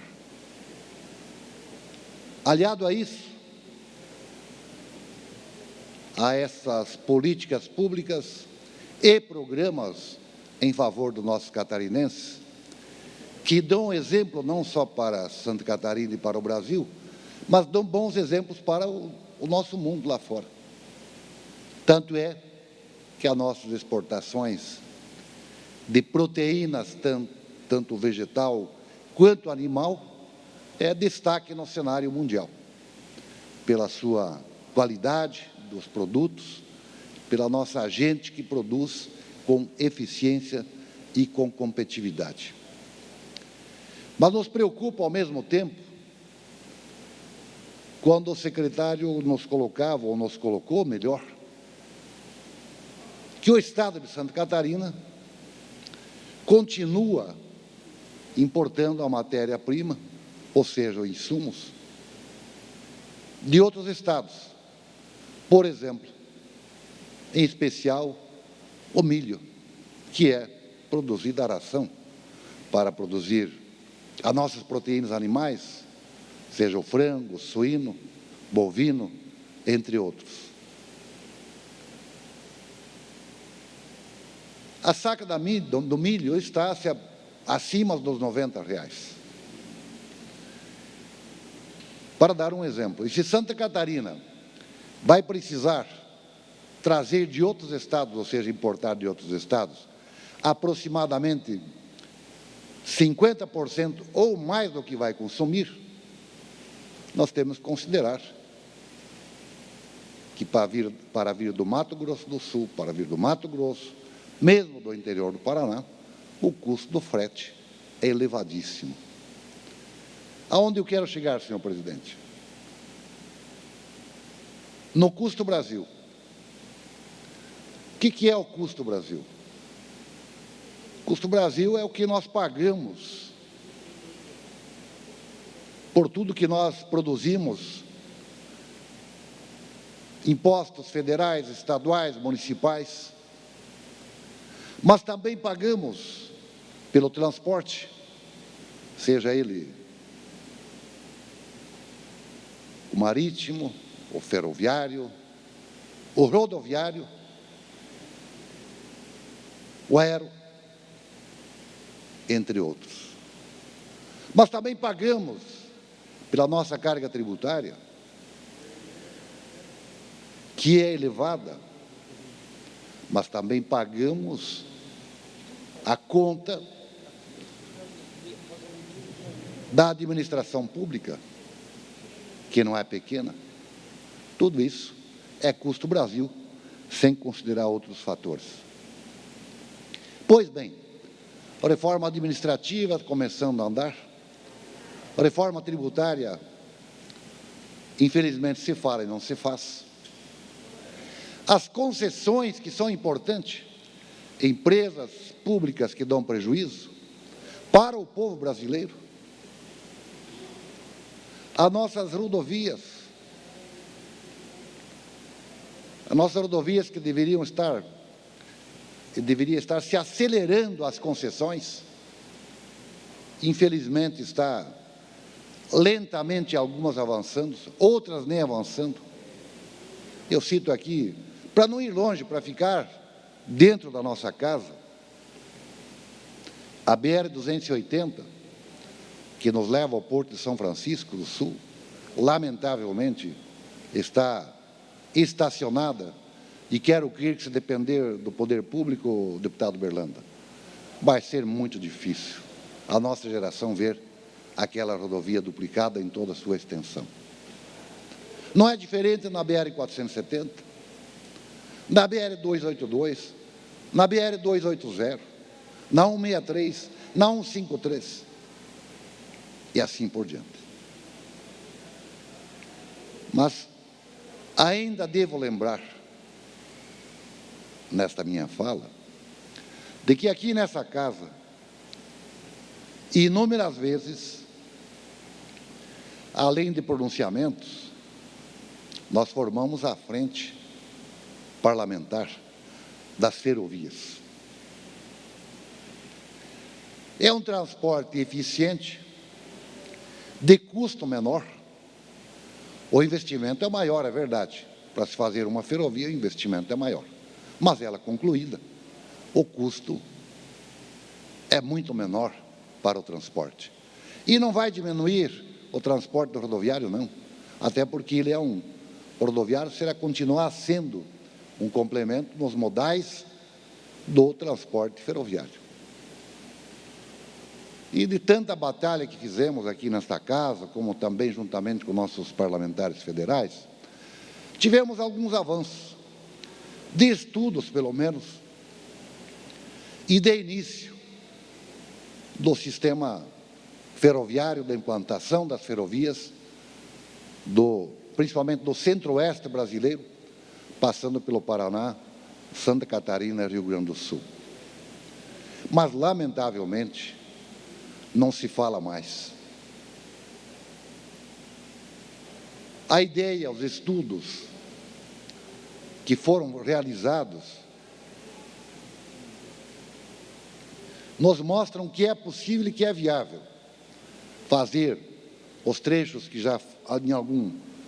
já teve início e parte executada do centro-oeste, passando pelo Paraná, Santa Catarina, e fazendo o ramal do oeste para os nossos portos catarinenses, que, diga-se de passagem, são portos eficientes, de qualidade, como é o Porto de São Francisco, de Itajaí, de Navegantes, de Itapuá, de Imbituba. Então, nós temos um potencial enorme, mas, infelizmente, este ramal... Um minuto para concluir, deputado. Agradeço, presidente. Um minuto para concluir. Infelizmente, primeiro temos que fazer, ou o governo, ou através de concessão, fazer a ligação do centro-oeste com o sul do Brasil, passando por Santa Catarina, Rio Grande do Sul, e, posteriormente, fazer esta ligação urgente do ramal ferroviário do oeste de Santa Catarina para o nosso leste, ou seja, para o nosso porto catarinense. Assim, nós vamos diminuir o custo Brasil e tornar o estado de Santa Catarina ainda mais competitivo do que é hoje. Presidente, muito obrigado. Um abraço a todos. Obrigado, deputado. Bloco PSD, PSC, por 9 minutos. Alguém fará o uso da palavra? PSD PSC, 9 minutos. Acabei de falar. PT, por 6 minutos. Deputado Fabiano? Por gentileza, Fabiano. Muito bem, eu quero cumprimentar Vossa Excelência, deputado Nilson Berlanda, que preside esta sessão, cumprimentar todos os deputados, cumprimentar todos os que nos acompanham, trazer como informação aí preocupante a situação hoje pela manhã, numa reunião com os proprietários de bares, de restaurantes, né, a informação de que 40% do setor está praticamente decretando falência em Santa Catarina, uma situação muito delicada que vive esse setor, como o setor de eventos, de cultura, que está ainda mais prejudicado, e também os proprietários de campos de futebol, de quadras, que também estão um ano sem trabalhar. Então, realmente, a pandemia atinge um ano de existência no Brasil e em Santa Catarina, com recordes de mortes, mas também com uma situação muito delicada do que os profissionais estão vivendo. E também, senhor presidente, eu quero trazer aqui uma preocupação com relação ao que nós estamos enfrentando hoje no oeste catarinense, uma situação muito delicada. Nós estamos em março de 2021, enfrentando uma praga nova nas lavouras, a cigarrinha, destruindo as lavouras de milho, prejudicando os agricultores que estão com dificuldades, inclusive, de buscar o Proagro, de buscar um pagamento, porque o governo entende que tem seguro para isso, porque tem veneno, na verdade não tem veneno, então não consegue pagamento, a safra está indo embora e os agricultores estão penando mais uma vez. Por outro lado, nesta semana em que começa o pagamento da estiagem passada, nós estamos enfrentando uma nova estiagem no oeste catarinense. Muitos municípios já, secretários de Agricultura, organizando distribuição de água para atender a propriedades, atender os animais. Algumas cidades, perímetros urbanos, já se preparam para organizar abastecimentos. E aqui eu lembro, quando o prefeito de Pinhalzinho, de duas situações. Uma delas, nós fizemos uma iniciativa junto à Casan, fomos buscar água em um rio a 5 quilômetros do perímetro urbano e instalamos uma nova estação de tratamento e conseguimos, com isso, resolver a situação de abastecimento de água no perímetro urbano. E é isso que os municípios precisam fazer, buscar uma alternativa, uma forma e uma solução para atender a dificuldade de abastecimento de água da população do perímetro urbano. Quanto ao perímetro rural, eu me lembro que acompanhei na época o deputado estadual Dirceu Dresch, nós estivemos em Extrema, Minas Gerais, acompanhando o pagamento de serviços ambientais. O que é esse programa? Um programa em que o governo do estado paga para aquele agricultor que numa nascente de água, num córrego, ele preserva aquela nascente, ele deixa um mato tomar conta daquela nascente, ele deixa em determinada distância, 10 metros, 15 metros, conforme a legislação do estado, a mata ciliar tomar conta e preservar os rios. Gastava em torno, o governo de Minas, de R$500 por propriedade no pagamento para aquele agricultor que realmente fizesse essa preservação. Isso fez com que, ao longo dos tempos, as águas superficiais se mantivessem e mantivessem as propriedades. O que é que nós estamos fazendo aqui? Nós estamos, no desespero, perfurando poços. Então, nós estamos tirando a água lá de baixo e não permitindo que ela chegue à superfície. E, ao mesmo tempo, não estamos preservando o entorno desta nascente para que ela possa se manter viva, possa se manter vertendo água. E esse projeto de lei, isso que nós conhecemos em Minas Gerais, o deputado Dirceu Dresch transformou num projeto de lei que, posteriormente, o governo do estado gerou a Lei 429 de 2009, tornando realidade em Santa Catarina o pagamento por serviços ambientais. Ocorre que isso nunca saiu do papel. E agora o que a gente vê? Se discute a questão das cisternas, se discute caminhões, pipas, tanques para atender interior, para atender propriedades, para atender os animais, mas não se discute algo de longo prazo. E a solução do longo prazo está aqui na nossa mão numa lei que já existe. É o governo tomar a iniciativa, é o governo pagar para que os agricultores mantenham aquela nascente. Tenho certeza que se o governo fizer isso, o que ele gastar em cada propriedade com a preservação de uma nascente, de um córrego, que se torna um investimento do Estado na área ambiental, será muito menor do que o Estado tem que fazer agora de pagamentos para socorrer as prefeituras, para abastecer com água, de comprar caminhões, de comprar tanques para abastecer o interior e que todo ano tem que se fazer. Vamos buscar da natureza a solução que a própria natureza está nos dando, que é a preservação da água. Esse movimento nós precisamos a começar a fazer com que o governo entenda a importância desse programa, desse pagamento ambiental, principalmente agora que a gente percebe que as estiagens estão cada vez mais fortes, porque nós somos dependentes, além da nossa preservação, nós sofremos a consequência do que acontece na Amazônia, porque tudo que se prejudica lá na Amazônia afeta a corrente de nuvens de chuva que se deslocam pela Cordilheira dos Andes e vem até a nossa região. Tudo que está acontecendo prejudicial. 30 segundos, deputado, para concluir. Obrigado, presidente. Tudo que está acontecendo que prejudica o meio ambiente lá, reflete prejudicialmente para nós aqui. E, ao mesmo tempo, tudo que nós fizer para preservar as nascentes e os córregos aqui é menos investimento que o Estado vai ter que fazer para socorrer os agricultores. Obrigado, presidente. Obrigado, deputado. Bloco MDB, Partido Novo, por 15 minutos. Deputado Sopelcio, fará uso da palavra? Se não tiver ninguém, deputado Berlanda, eu posso falar um pouco. Ok. Pois não, deputado. Muito obrigado, deputado Berlanda, Vossa Excelência, que está presidindo esta nossa sessão. Cumprimentar também todas as senhoras e os senhores deputados, cumprimentar toda a nossa imprensa também. Eu hoje não ia fazer uso da palavra, deputado Berlanda, até porque nos últimos dias não se vê falar em outra coisa e não podia ser diferente mesmo do que no Covid.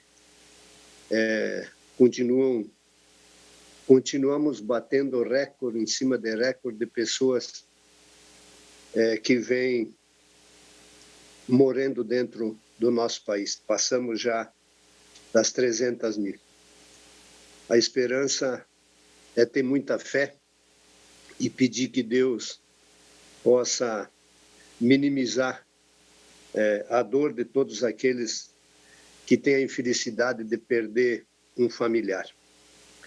Mas eu vi o deputado Silvio fazendo lembranças importantes dos nossos mandatos anteriores, das discussões que nós tivemos anteriormente.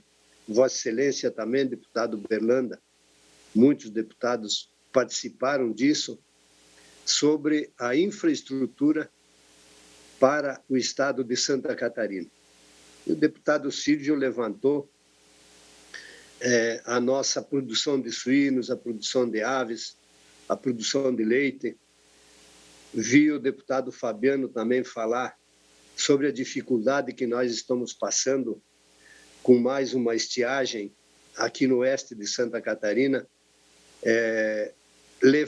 colhendo aquele pouco de milho que sobrou da praga da cigarinha, de outras doenças que tiveram esse ano na produção de milho, principalmente do milho tardio. E Santa Catarina é um estado que tem o milho como a prioridade, a matéria-prima principal para a produção desses produtos que eu falei, de suínos, de aves e de leite, e também da pecuária de corte. Santa Catarina colheu, o ano passado, 2019, 2020, colheu em torno de 3 milhões de toneladas para o milho de grãos para o consumo de rações e mais ou menos 2 milhões de toneladas de milho para silagem. Esse ano, eu não acredito que nós passamos muito de 2 milhões e alguma coisa de milho para grão, onde será usado nas rações. E mais ou menos 1,5 milhão, talvez, acho que não chegamos também, para silagem, devido à estiagem que nós tivemos no cedo e depois as pragas que vieram ajudar a colher a safra mais do tardio. Eu vi o deputado Fabiano falar em seguro. Nós tivemos muitos agricultores que usaram os seus recursos próprios para plantar. E esses não têm seguro nenhum. Aqueles que têm o Proagro, por mal ou bem, alguma coisa será reparado, será recompensado. Mas muitos que usaram o seu capital próprio, ou todos, aliás, todos os que usaram o seu capital próprio, vão ter um prejuízo de 100%, de 50%, muitas lavouras, mais de 50% de prejuízo. E aí eu quero entrar na fala do deputado Silvio. Santa Catarina tem essa cultura dessas produções de pequenos animais, na produção de aves, na produção de suínos, na produção de leite, na pecuária de corte confinada, semi-confinada, e a matéria-prima é o milho. E da onde que nós estamos trazendo esse produto? Da onde que nós vamos trazer esse produto? Se está tentando trazer esse produto do Paraguai, mas do Paraguai também nós temos um custo elevado no frete. O Paraná produz milho, talvez para abastecer, com a sobra do Paraná, abastecer Santa Catarina. Mas nós temos também um mercado internacional que vai buscar. E se Santa Catarina não eleger como prioridade número 1, se é que essa atividade do agronegócio é importante para o nosso Estado, nós temos que eleger como prioridade das prioridades a infraestrutura para chegar esse produto até o nosso Estado. E não vejo o que é o transporte rodoviário. O transporte rodoviário que sustenta o nosso país, que movimenta o nosso país. Mas ele é muito caro.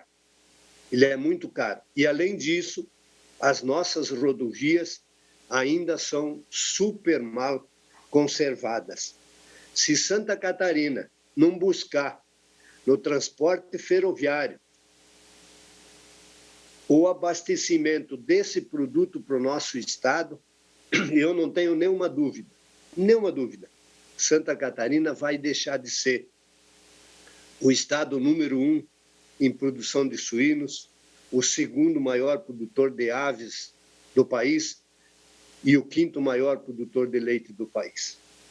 Embora todos os programas do governo do Estado para aumentar a produção de milho em Santa Catarina, nós não vamos conseguir fazer a produção que nós precisamos para abastecer o nosso consumo. Então, não existe outra forma a não ser nós importarmos de outros estados e, em alguns momentos, até de outros países. Nós já importamos milho dos Estados Unidos. É um país com a extensão do nosso, com a produção que nós temos no Brasil todo. Nós, Santa Catarina, e muitas vezes compramos milho dos americanos.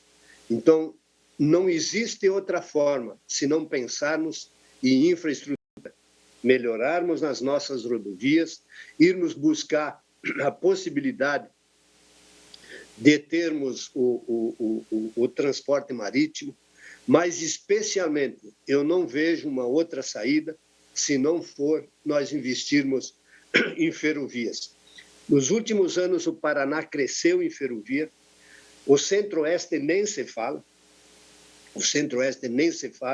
os dois estados que ainda têm as ferrovias que foram construídas há 80 anos atrás, abandonadas, é Santa Catarina e o Rio Grande do Sul. Nós precisamos fazer que isso aconteça com investimento privado, com investimento público, mas se Santa Catarina quiser manter essa tradição, essa cultura, nós precisamos, de fato, fazer esses investimentos. Sem isso, não tenho nenhuma dúvida, nós vamos começar a perder para outros estados, onde a produção desse cereal ela é suficiente, ela está próxima, ela não tem o custo que nós temos, aquilo que disse o deputado Silvio, o custo Brasil é muito alto, e nós vamos deixar de ser no nosso estado competitivos, né? As nossas cooperativas, as nossas agroindústrias já têm muitas plantas fora do estado de Santa Catarina, em locais onde a produção de cereais ela facilita o abastecimento para a produção dos animais. Santa Catarina vai perder essa cultura, essa tradição da pequena propriedade, da diversificação da pequena propriedade, de milhares de famílias que estão nessa atividade. Eu quero deixar aqui ainda mais cumprimentos ao deputado Silvio, ao deputado Fabiano, que está preocupado. Realmente, deputado Fabiano, os prejuízos que trouxe a praga chamada cigarinha, junto com outras pragas que vieram, ainda não tenho, mas deve a Ipagre, nos próximos dias, o ICEPA, nos fazer a estimativa da produção de milho no estado de Santa Catarina esse ano. Vai faltar muito mais do que faltou em 2019 e 2020. Vamos precisar importar ainda mais. Obrigado, senhores deputados. Obrigado, deputado Sopelso. Finalizando o horário dos partidos políticos, faremos agora a ordem do dia.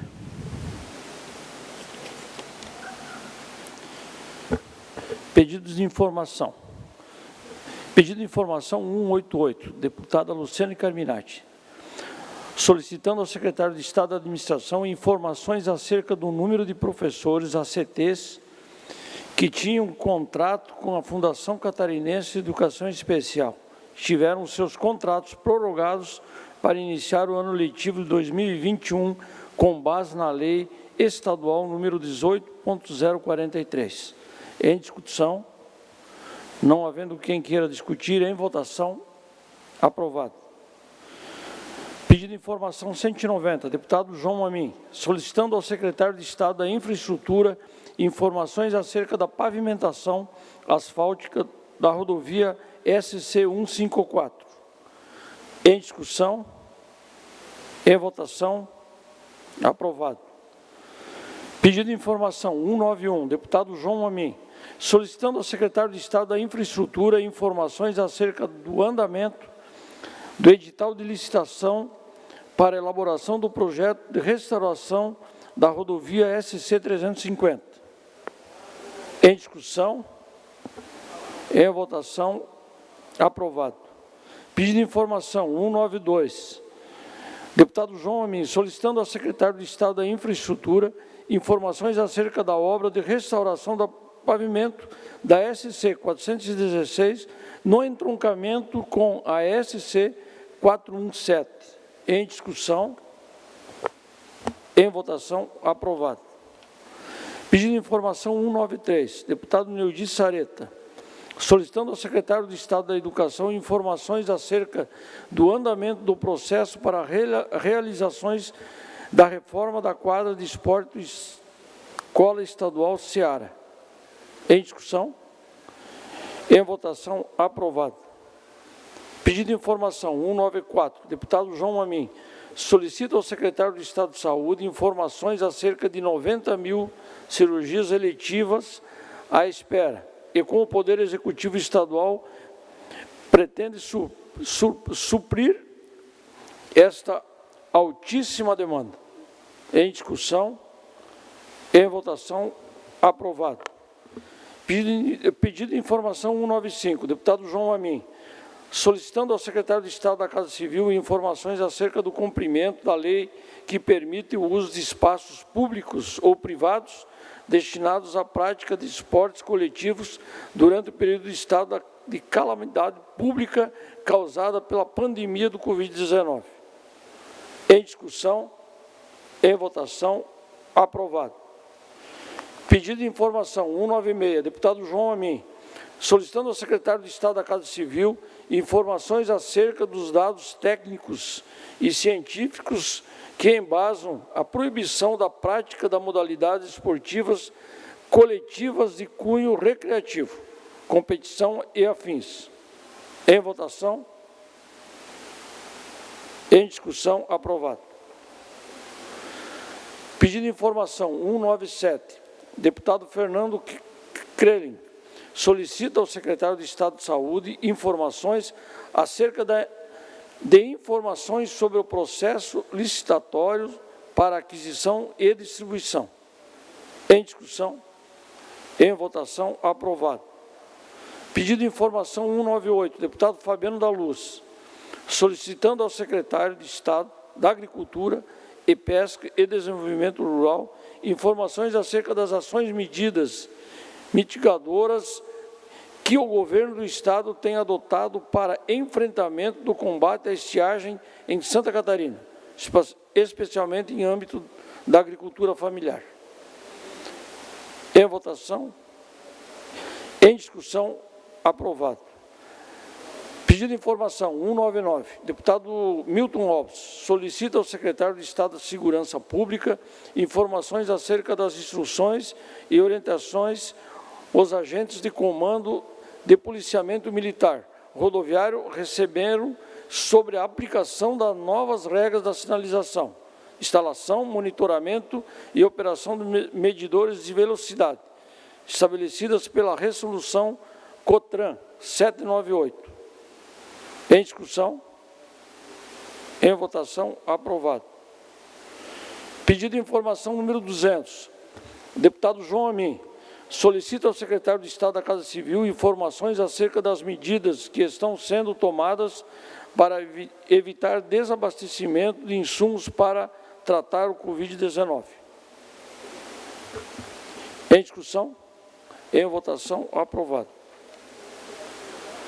Pedido de informação número 201, deputado João Amin, solicitando ao secretário de Estado da Casa Civil informações acerca do risco de desabastecimento de medicamentos que fazem parte do kit intubação e das medidas que estão sendo tomadas para que tal desabastecimento não ocorra.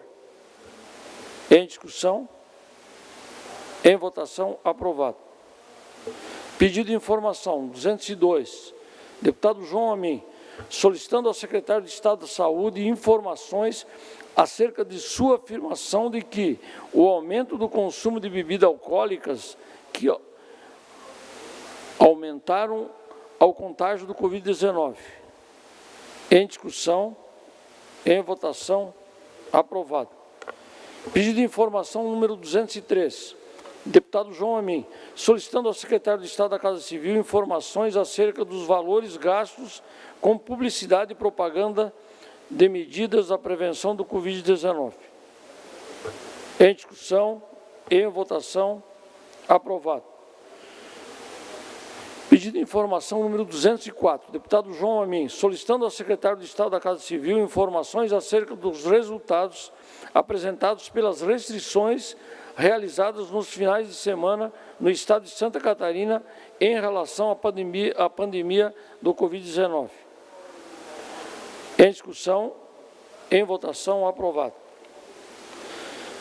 Pedido de informação número 205, deputado João Amin, solicitando ao secretário de Estado da Casa Civil informações acerca do cumprimento de decisões judiciais que determinam que o Poder Executivo deve publicar a fila por leitos de UTI no Estado. Em discussão, em votação, aprovado. Pedido de informações número 206, deputado João Amin, solicitando ao secretário de Estado da Educação informações acerca do número de servidores da educação que foram contaminados por Covid-19, desde o dia em que o ano letivo presencial teve início. Em votação, Em discussão, em votação, aprovado. Pedido de informação número 207, deputado João Amin. Solicita o secretário de Estado da Infraestrutura informações acerca da obra de revitalização da Via Expressa Sul, entre o túnel Antonieta de Barros e o trevo da Seta. Em discussão, em votação, aprovado.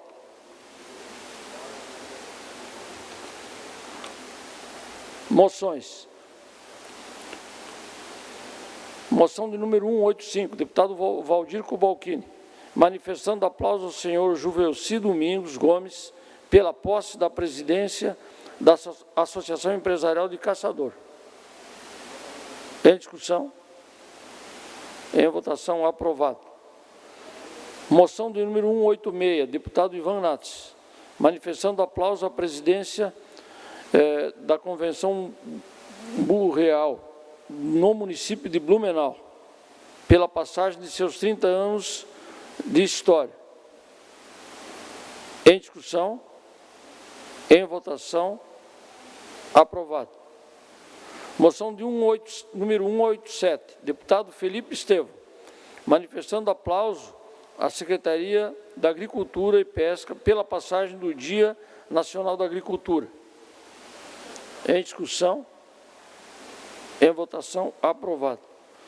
Moção de número 188, deputado Felipe Estevão, manifestando aplauso ao senhor Leandro Borges pela brilhante atuação e sucesso no segmento da música gospel, da contemporaneidade.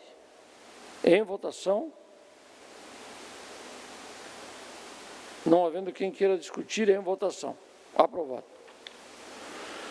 Moção 189, deputado Felipe Estevão, manifestando aplauso ao senhor André Marques Perrucci de Aquino, pela brilhante atuação de sucesso no segmento da música gospel. Em discussão, em votação, aprovado. Moção número 190 a 192, deputado João Amin, manifestando aplauso a diversas empresas por terem sido premiadas na 9ª edição do prêmio Great Place to York. Em discussão, em votação, aprovado. Moção 193, deputado Dr. Vicente Carro Preso, manifestando aplauso à senhora Kátia Gasperi, bombeira voluntária, por salvar um bebê de apenas 2 meses por telefone no município de Schroeder. Em discussão, em votação, aprovado. Moção 194, deputado João Amin, manifestando aplauso ao empresário Vicente Donini por ter sido agraciado com a Ordem do Mérito Industrial da Confederação Nacional da Indústria. Em discussão, em votação, aprovado. Moção 195, deputada Paulinha, manifestando aplauso aos policiais militares, soldados, Wendel Vieira, Matheus Neis e Amaury Guetem, pela destreza e destemor resultante em ato de bravura ao salvar a vida de um homem que estava sendo torturado e prestes a ser executado por membros de uma facção criminosa, no município de Florianópolis. Em discussão, em votação, aprovado.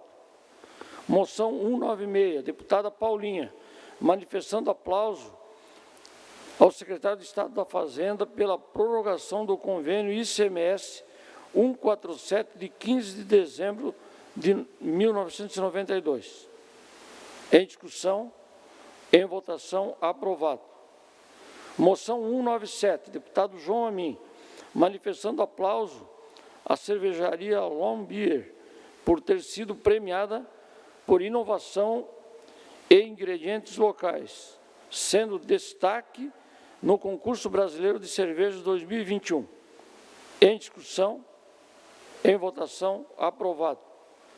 Moção 198, deputado Nilson Berlanda, manifestando aplauso aos policiais militares de Santa Catarina, terceiro sargento Eliseu Gomes, França, e soldado Leonardo Vieira Neves, por impedirem uma tentativa de suicídio ocorrida no município de São Cristóvão.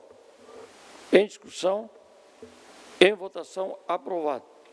Moção 199, deputado Sargento Lima, manifestando aplauso aos policiais militares soldados Bruno e Dalécio Gavioli e Clemerson Ricardo Osmar Kluber, pelo ato de salvamento do senhor que estava tendo um infarto agudo hemicárdio.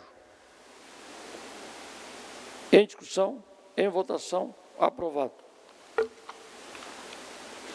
Requerimentos. Requerimento 412, deputado Ivan Natos, solicitando ao diretor-presidente do hospital Oasis de Timbó informações acerca do valor total dos recursos recebidos pelo hospital Oasis de Timbó. Em discussão, em votação, aprovado. Requerimento 424, deputado Sargento Lima, solicita ao diretor-geral do Porto de São Francisco do Sul informações acerca das condições de trabalho dos agentes de guarda portuária do supercitado porto. Em discussão, em votação, aprovado. Esta presidência comunica que defere os seguintes requerimentos. Requerimentos número 403 a 411, 416 e 418 a 423. Esta presidência comunica que encaminhará aos destinatários, conforme determina o regimento interno, as seguintes indicações. Indicações número 514, 541, a 545 e 547 a 589.